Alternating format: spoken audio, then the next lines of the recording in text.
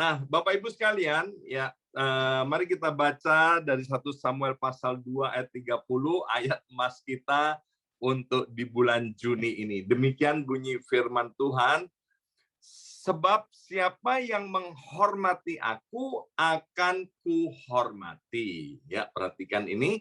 Sebab siapa yang menghormati aku, yaitu yang menghormati Tuhan, Tuhan bilang akan kuhormati. Tetapi siapa yang menghina aku atau siapa yang tidak menghormati Tuhan akan dipandang rendah. Nah, saya beri judul renungan kita pada hari ini adalah hidup dihormati Tuhan. Bersama-sama saya katakan hidup dihormati Tuhan. 2, 3, hidup dihormati Tuhan. Bapak Ibu, saya sudah sampaikan beberapa minggu yang lalu bahwa bagaimana kita ini supaya menjadi orang yang terhormat, ya. Menjadi orang yang terhormat, mau tidak mau kita harus menghormati Tuhan. Saya sudah sampaikan bagaimana cara dan bukti kita menghormati Tuhan. Bukti kita menghormati Tuhan yaitu menghormati ayah dan ibu kita masing-masing dan menghormati orang lain. Siapa orang lain? Orang lain adalah pasangan hidup kita. Siapa orang lain? Orang lain adalah anak-anak kita. Siapa orang lain? Orang lain adalah mertua kita. Orang lain adalah orang-orang yang ada di sekitar kita. Itu adalah orang lain. Nah, kita menghormati orang lain bukan karena orang lain followernya banyak, bukan karena orang lain itu berprestasi, bukan karena orang lain itu kaya, bukan karena orang lain itu orang terkenal dan terpandang, tidak. Kita menghormati orang-orang lain itu karena baik ayah ibu kita maupun orang-orang di sekitar kita, karena mereka semua itu berharga di hadapan Tuhan. Dan harga daripada orang-orang yang ada di sekitar kita itu adalah sama dengan korban Kristus Yesus Tuhan sendiri. Ya, ini yang harus kita ingat-ingat.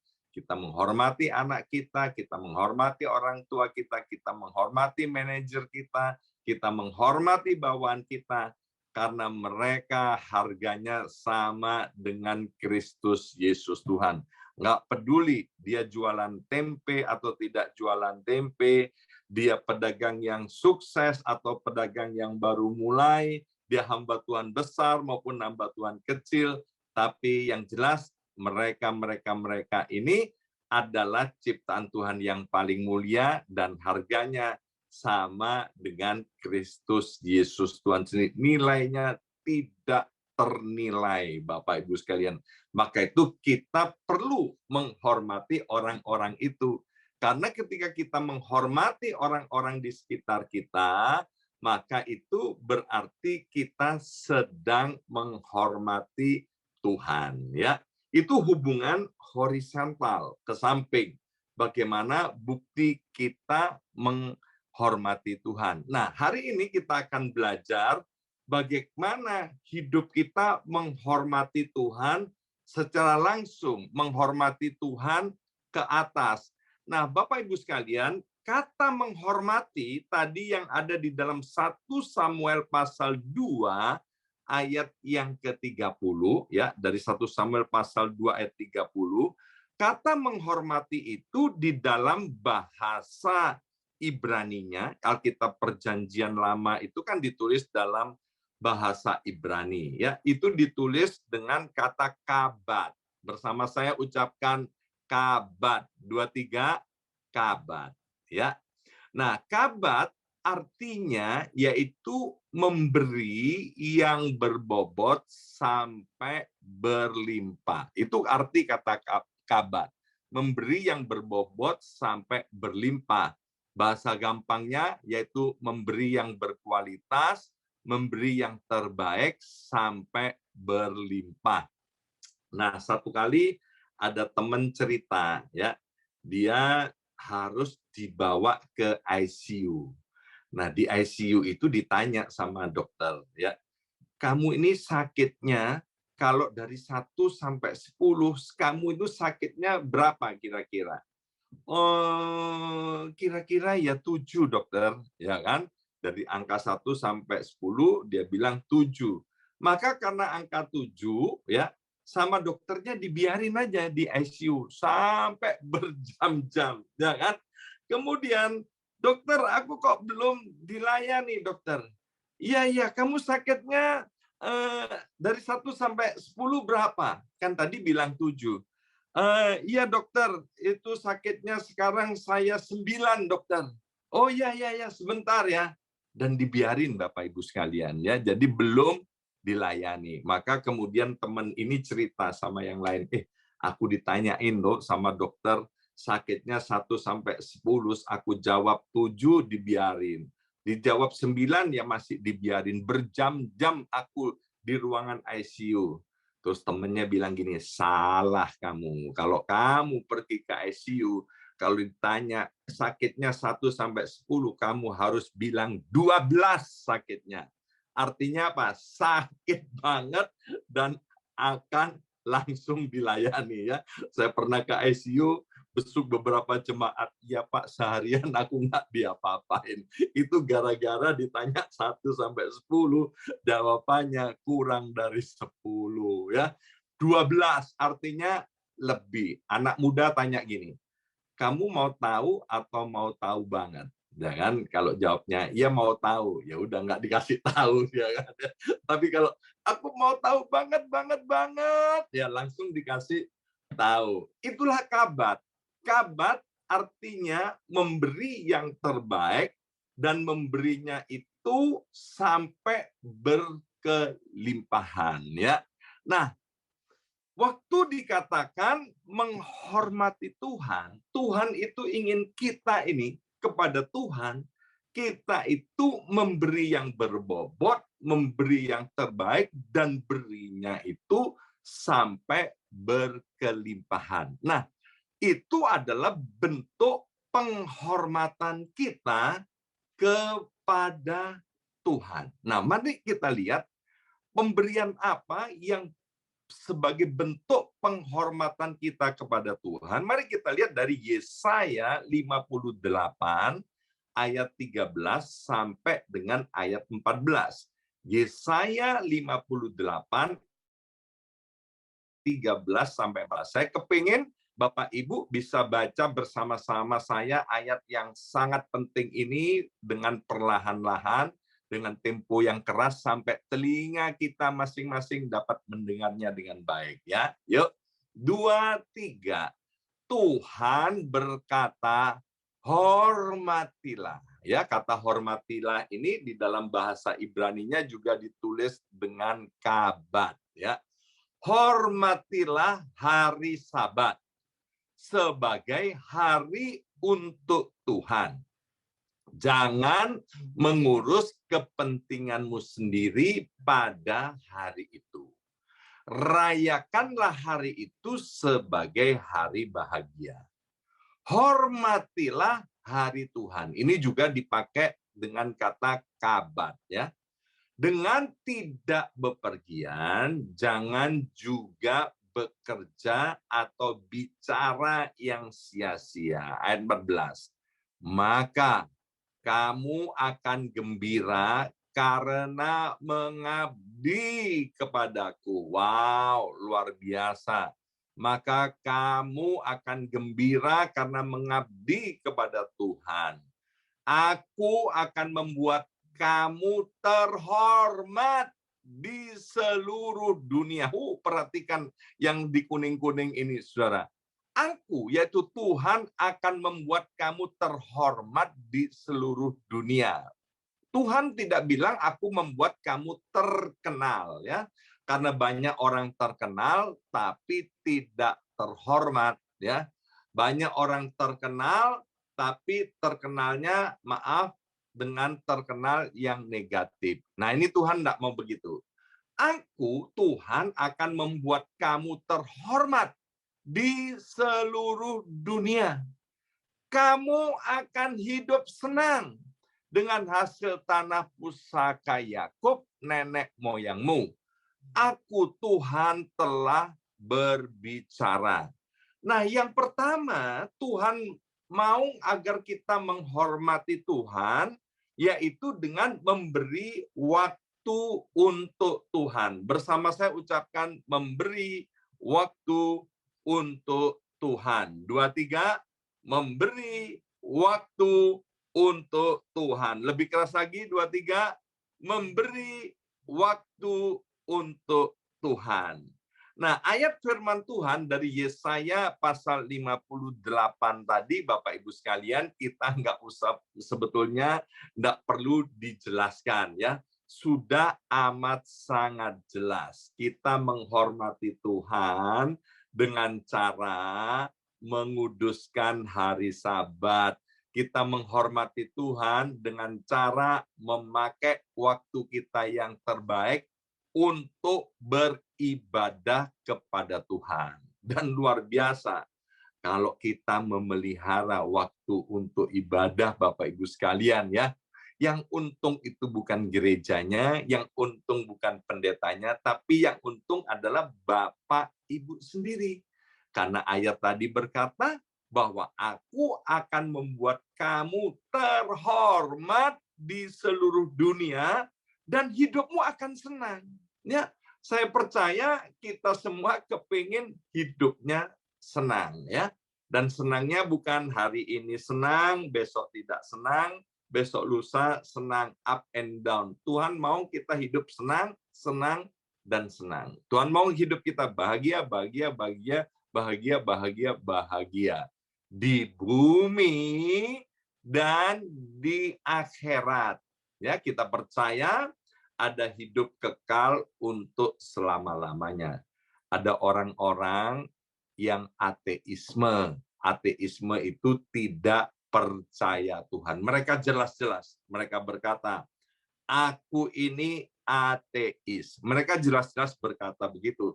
Tapi ada orang-orang yang mengaku dirinya Kristen, ada orang yang mengaku percaya Allah, tapi maaf Bapak Ibu sekalian, ya nggak ada di sini, tapi hidupnya seperti orang-orang ateis, ya ngakunya baca Alkitab, ngakunya baca firman Tuhan. Kalau ditanya, udah berapa kali kamu baca firman Tuhan? Sekarang umurku sudah 45 tahun, Pak. Aku kayaknya sudah baca Alkitab sekitar 47 kali. Wah, hebat ya. Umur 45 tahun, sudah baca Alkitab 47 kali. Ya. Tapi Bapak Ibu sekalian, kekristenan bukan soal baca Alkitab. Seperti tadi, saudara kita William Brenner, sebelum kita mendengar firman Tuhan, kita sama-sama deklarasikan bilang gini, aku mau mendengar firman Tuhan dan kemudian menghidupinya, melakukannya. Ya, jadi kekristenan itu adalah praktek bagaimana kita mempraktekkan firman Tuhan dan menghidupinya dalam kehidupan sehari-hari. Jadi kalau kita ngakunya percaya kepada Tuhan, seharusnya kita menghormati Tuhan. Nah, cara pandang kita kepada Tuhan, sekali lagi, cara pandang kita kepada Tuhan dan tentang Tuhan itu akan mempengaruhi sikap kita loh. Ya, kalau kita memandang Tuhan itu sebagai raja di atas segala raja, Tuhan di atas segala Tuhan, pasti kita mau hormat sama Tuhan. Tapi kalau kita memandang Tuhan hanya sebagai juru selamat, memandang Tuhan hanya sebagai kacung, ya kan, yang bisa disuruh-suruh. Kalau kacung kita suruh-suruh, kemudian kacung kita nggak nurut sama kita bisa marahi, kita tidak menghormati dia, kita kecewa sama kacung kita. Nah, banyak orang begitu sama Tuhan, katanya Tuhan, ya kan? Kenapa aku kok tidak ditolong? Kenapa aku begini, aku begitu? Akibatnya dia nggak hormat sama Tuhan. Kenapa? Karena cara pandang yang salah tentang Tuhan. Kita harus memandang bahwa Tuhan itu benar-benar Lord. Tuhan itu benar-benar Tuhan. Dia adalah Allah di atas segala, Tuhan di atas segala Tuhan. Maka itu kekristenan tidak pernah menjadi kekristenan yang kuat ketika kita hanya memandang Yesus sebagai juru selamat, tidak memandang Yesus sebagai Tuhan. Pribadi yang memandang Yesus sebagai Tuhan, apapun yang terjadi, dia tetap menghormati Tuhan. Apapun yang terjadi dalam hidupnya, dia tidak pernah tidak menghormati Tuhan. Contoh, Sadrak, Mesak, Abednego. Dia tidak memandang Yesus hanya sebagai juru selamat, tapi Sadrak, Mesak, Abednego memandang Yesus sebagai Tuhan di atas segala Tuhan. Maka itu ketika dia disuruh tidak menyembah Tuhan, maka Sadrak, Mesak, Abednego bilang begini, enggak, aku tetap mau menyembah Tuhan, sebab hanya Dia yang layak dihormati dan patut dihormati. Loh, kalau kamu nggak mau hormati, nanti dimasukkan ke kalau kamu tidak mau menyangkal Tuhan, nanti kamu dimasukkan ke dapur perapian loh, yang panasnya dipanaskan 7 kali. Sadrak, Mesak, Abednego bilang gini, nggak apa-apa deh, aku lebih baik masuk dapur perapian yang dipanasin 7 kali. Kalau Tuhan mau tolong aku, ya Tuhan nanti tolong aku. Tapi kalau Tuhan tidak tolong aku nggak mau murtad. Sekali Tuhan, tetap Tuhan. Dan kita lihat, Bapak Ibu sekalian, ya kan? Sadrak, Mesak, Abednego, orang yang dikenal sebagai orang yang terhormat sampai hari ini. Ayat yang kita baca tadi bicara tentang Imam Eli. Imam Eli pun terkenal sampai hari ini. Tapi terkenal bukan terhormat. Terkenal sebagai hamba Tuhan yang tercemar. Ya. Jangan ada di antara kita. Ya. Jadi biarlah seperti yang dikatakan oleh kitab Yesaya itu, kita menjadi orang yang terhormat di seluruh dunia. Ya. Tadi kan jelas tuh. Terhormat di seluruh dunia. Kenapa? Karena kita menghormati Tuhan.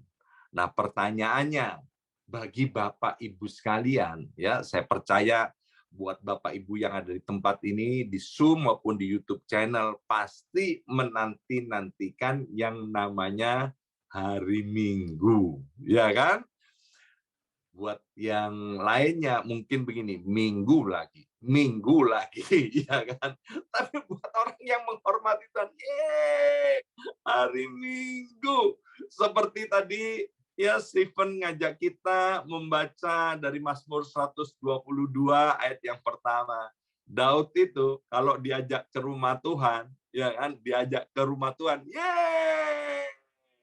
kan? Aku bersukacita ketika dikatakan orang, mari kita ke rumah Tuhan. Nah, Bapak Ibu sekalian, seberapa besar hasrat kita untuk beribadah, itu menunjukkan seberapa besar rasa hormat kita kepada Tuhan. Maka itu saya membiasakan kepada Bapak Ibu sekalian untuk beribadah tanpa melihat siapa pembicaranya. Ya kan? Marcel itu kalau ngomong keren sekali sebagai MC, ya kan? Kokinya adalah Tuhan Yesus, yang menyajikannya adalah Ibu Indri Pardede, katanya, ya kan? Wow, itu keren banget, ya kan? Jadi kita, Bapak Ibu sekalian, nggak peduli siapa yang bicara, tapi aku tahu, ya kan, kokinya adalah Tuhan Yesus sendiri. Itu bentuk penghormatan kita kepada Tuhan. Bapak Ibu mungkin sudah tahu dengan restoran yang namanya Chick-fil-A, ya. Chick-fil-A, ya. Apa Chick-fil-A atau apalah, pokoknya ayam goreng itu, Bapak Ibu sekalian. Saya termasuk orang yang penggemar makan ayam goreng. Ya, waktu sering lihat restoran namanya Chick-fil-A, saya sama sekali nggak tertarik. Tetapi ketika ada teman-teman yang cerita bahwa latar belakang restoran ini siapa pendirinya, kemudian restoran ini setiap hari Minggu pasti tutup. Wah, saya kemudian tertarik dan saya mulai beli ayam gorengnya. Ternyata saya pikir ayam gorengnya enak, Bapak Ibu sekalian. Tapi ternyata enak banget. Bukan hanya sekedar enak, tapi enak banget, banget, banget, Bapak Ibu sekalian. Itu ayam goreng Chick-fil-A ya. Nah, Chick-fil-A itu didirikan oleh seorang yang cinta akan Tuhan, namanya Truett Cathy, ya, dari state Georgia, dari Atlanta. Beliau adalah guru sekolah minggu, ya, kayak William dan Sisil ini, ya kan. Beliau cinta Tuhan luar biasa, dan dalam karirnya, dia melayani sebagai guru sekolah minggu itu 50 tahun, Bapak Ibu sekalian. 50 tahun jadi guru sekolah minggu. Bukan 5 bulan, bukan 5 tahun. 50 tahun jadi guru sekolah minggu. Waktu dia buka restoran ayam gorengnya, dia tutup hari Minggu. Teman-temannya bilang gini, jangan fanatik, ya kan? Justru hari Minggu itu banyak orang beli. Kalau kamu tutup hari Minggu, untungmu akan lebih banyak lagi. Wah, Mr. Thread tuh bilang begini, Alkitab bilang, berkat Tuhan yang jadikan kaya, jerih payahmu tidak akan menambahinya. Ya, aku nggak mau, aku Minggu harus tutup, aku harus ke gereja, aku mau karyawan-karyawatiku harus ke gereja. Maka itu William Renner kemarin mengadakan acara sekolah minggu, main-main juga bukan hari Minggu. Kenapa? Ya hari Sabtu, karena hari Minggu memang hari untuk Tuhan, untuk beribadah. Hari Minggu, hari untuk Tuhan, untuk beribadah. Sekali lagi, hari Minggu adalah hari untuk Tuhan, untuk beribadah, dan hari juga untuk bersenang-senang dengan keluarga. Jangan dibalik. Hari Minggu adalah hari untuk bersenang-senang dengan keluarga. Kalau ada waktu, maka kemudian beribadah. Masih ingat nggak worship from home? Ya, Bapak Haryanto Kandani. Beliau bilang begini, ya kan, kepada anak buahnya, kamu selama liburan beribadah di mana? Baca Alkitab apa? Renungan apa? Dan anak buahnya dengan polos, kan lagi liburan, ya kan? Tadi kalau liburan, libur cari Tuhan, ya. Nah, saya sekeluarga, Bapak Ibu sekalian, kalau liburan, ya hari Minggu harus tetap cari Tuhan, harus menghormati Tuhan. Karena saya bilang begini sama keluarga saya, kita bisa liburan, itu bukan karena kita kuat dan gagah, tapi kita bisa liburan karena ini adalah berkat daripada Tuhan. Kembali ke Chick-fil-A. Ya, luar biasa Chick-fil-A itu, Bapak Ibu sekalian. Sekarang restorannya buka di mana-mana dan hari Minggu tetap libur.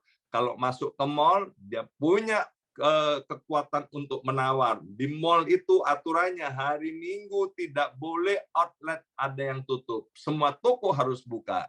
Tapi kecuali Chick-fil-A diizinkan, termasuk di Queens Mall yang ada di New York, ya kan? Hari Minggu tutup dia.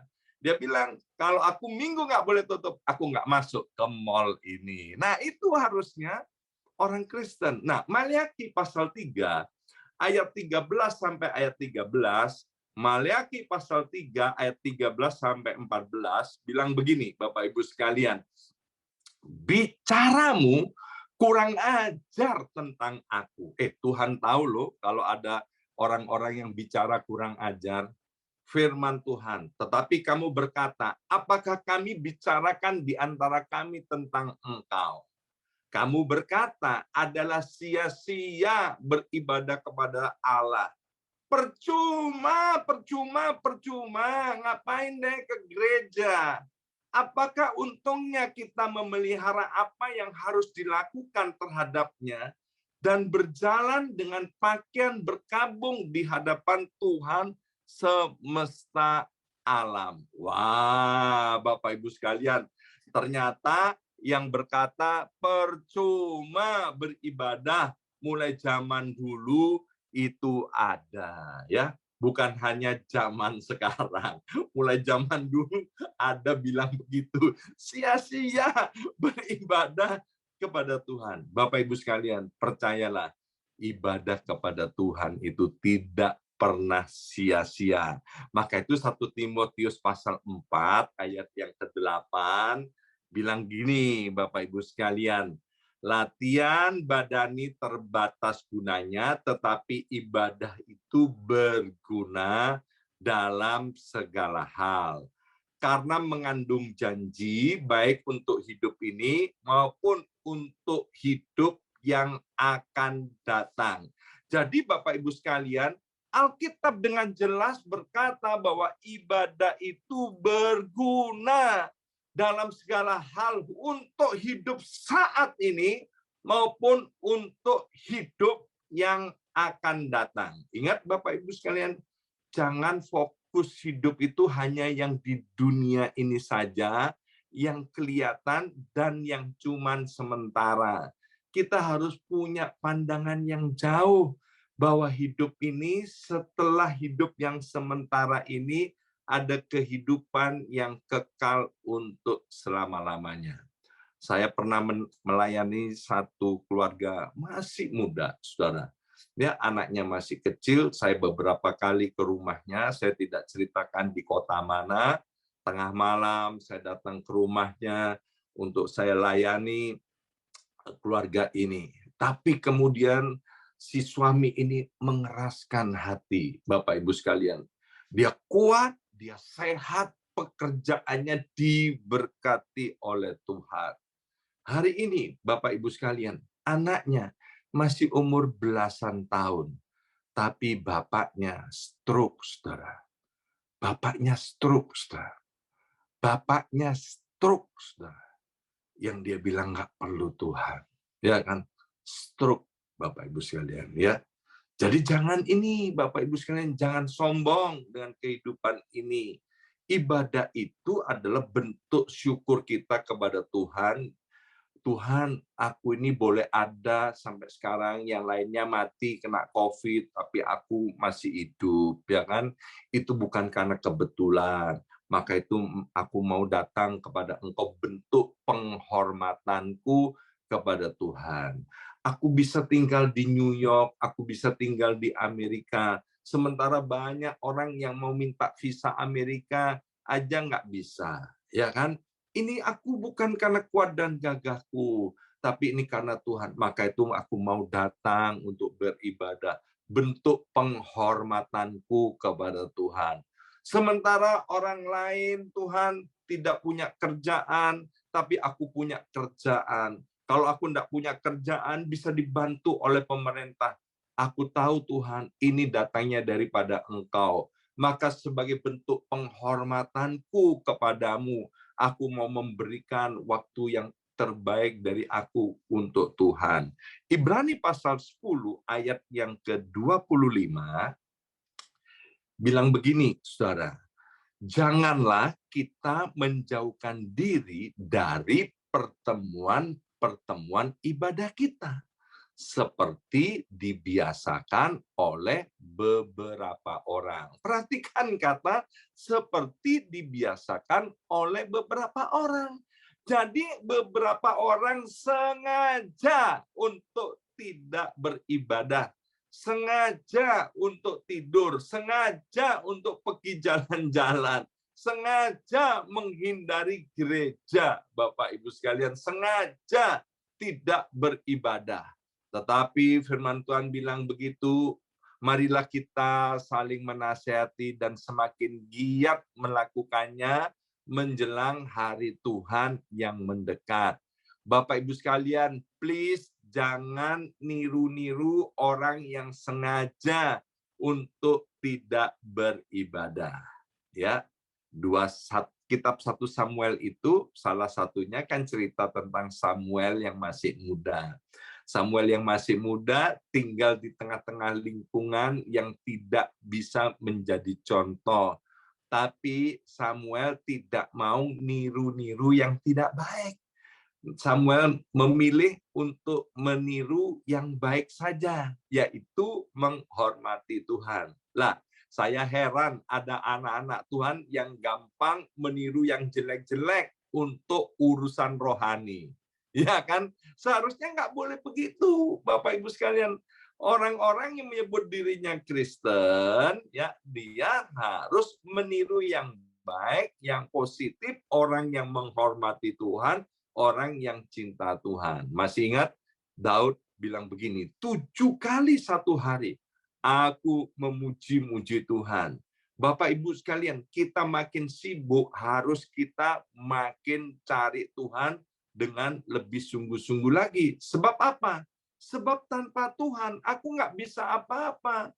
Dalam kitab Ulangan dikatakan begini, kalau kamu diberkati, jangan bilang kekuatan tanganku lah yang memperoleh semuanya ini. Kamu harus bilang, kalau Tuhan yang tidak memberikan kekuatan kepadaku, aku tidak bisa memperoleh semuanya ini. Maliaki pasal 3 ayat yang ke-18, Maliaki pasal 3 ayat yang ke-18 dikatakan gini, maka kamu akan melihat kembali perbedaan antara orang-orang benar dan orang-orang fasik, antara orang yang beribadah kepada Allah dan orang yang tidak beribadah kepadanya. Mari Bapak Ibu sekalian pelototin Maliaki pasal 3 ayat yang ke-18 ini. Pasti ada perbedaan antara orang yang beribadah kepada Allah dan orang yang tidak beribadah kepadanya. Hari ini mungkin tidak kelihatan bedanya. Tapi one day, perbedaan itu pasti kelihatan. Maka itu maaf Bapak Ibu sekalian, saya sering bilang begini, jangan sampai kamu muntah darah. Please, itu saya sering katakan. Mungkin hari ini kamu bilang, ya kan, aku jalan dengan kekuatanku sendiri, aku semau-maunya, aku tidak menghormati Tuhan. Ya, hari ini kamu nggak rasain itu. Tapi one day akan kelihatan orang yang sungguh-sungguh beribadah kepada Tuhan dan tidak. Itu bukan saya ngomong, itu yang ngomong adalah Alkitab, saudara, ya kan? Ini ayat yang terakhir nih ya. 2 Samuel pasal 6 ayat 11 sampai 12. 2 Samuel pasal 6 ayat 11 sampai 12. Ini ayat yang membuat Daud berubah total, saudara. 3 bulan lamanya tabut Tuhan itu tinggal di rumah Obed Edom. Ya, perhatikan orang Gad itu, dan Tuhan memberkati Obed Edom dan seisi rumahnya. Diberitahukanlah kepada Raja Daud demikian, Tuhan memberkati seisi rumah Obed Edom dan segala yang ada padanya oleh karena tabut Allah itu. Lalu Daud pergi mengangkut tabut Allah itu dari rumah Obed Edom ke kota Daud dengan sukacita. Katanya Daud, kok Obed Edom diberkati, aku mau dong. Maka itu sebagai raja, dia angkut tabut Allah itu untuk dipindahkan ke Israel. Ya, jadi waktu Obed Edom menghormati Tuhan, waktu Obed Edom ada tabut Allah di rumahnya, maka Obed Edom diberkati. Waktu Obed Edom diberkati itu kelihatan jelas, orang-orang udah lihat semua, sehingga sampai tiba di telinganya Daud, dan Daud bilang, oh iya benar nih Obed Edom, ini semua gara-gara menghormati Tuhan. Bapak Ibu sekalian, waktu saya jatuh di dalam dosa, ya, dalam dosa perzinahan yang memalukan, kemudian karena doa dari istri saya, doa dari anak-anak saya, akhirnya Tuhan pulihkan saya bisa kembali kepada istri dan anak-anak. Dan waktu itu keadaan saya amat sangat terpuruk, bukan nol, minus, ngenes, namanya jelek, tercemar, tidak ada harapan. Tapi saya tahu Bapak Ibu sekalian, ketika saya menghormati Tuhan, Alkitab berkata Tuhan juga akan menghormati saya. Ya, ini saksinya masih hidup, ada Ibu Yongki, ada Keisha, ada anak saya Heno, Bapak Ibu sekalian. Maka setelah saya bertobat, saya ini kan gembala, pendeta. Tapi pada waktu itu saya jadi bekas gembala, bekas pendeta. Nggak enak, saudara. Jabatan bekas gembala, bekas pendeta. Sekali lagi, jabatan bekas gembala, bekas pendeta, itu tidak enak, Bapak Ibu sekalian, ya. Dan kemudian saya datang ke gereja. Di gereja orang-orang kenal saya nggak? Ya kenal lah. Wong saya bekas pendeta, bekas gembala, agak terkenal saya. Sehingga orang-orang banyak kenal, ya. Tapi orang-orang tahu, Bapak Ibu sekalian, memandang saya dengan sebelah mata, ya. Dan itu nggak ada masalah buat saya. Memang karena saya berdosa, salah saya. Tapi saya tidak pernah absen beribadah.